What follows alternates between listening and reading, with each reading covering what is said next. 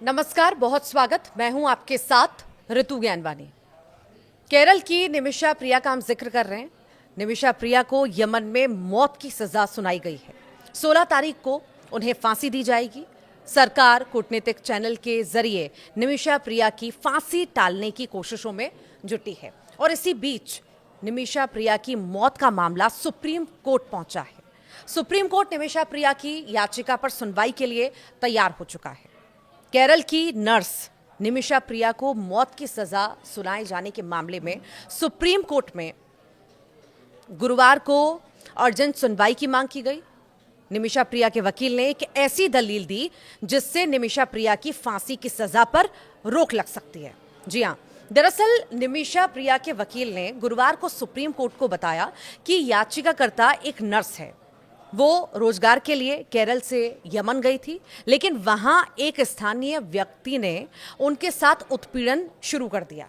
उसके बाद उत्पीड़न की शिकार इस महिला ने अपने कारोबारी मित्र तलाल अब्दो मेहदी की हत्या करने के लिए मजबूर हो गई थी।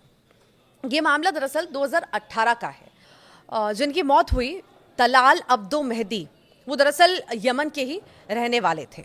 अब ये भी जानकारी है कि 14 जुलाई को सुप्रीम कोर्ट में सुनवाई होगी। जी हाँ, सुप्रीम कोर्ट में सुनवाई के दौरान वकील ने कोर्ट में कहा है कि वहाँ के शरिया कानून के तहत अगर मृतक के परिवार को ब्लड मनी, रक्त धन दी जाए और वे माफ कर दे तो फांसी की सजा माफ की जा सकती है। हम केंद्र सरकार से अनुरोध कर रहे हैं कि वो किसी कूटनीतिक माध्यम से हस्तक्षेप करें और बातचीत करें।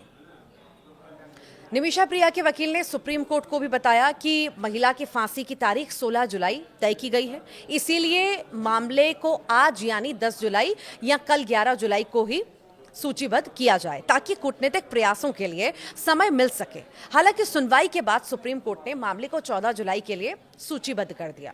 अब देखना होगा कि केंद्र सरकार इस संवेदनशील मामले में क्या कदम उठाती है।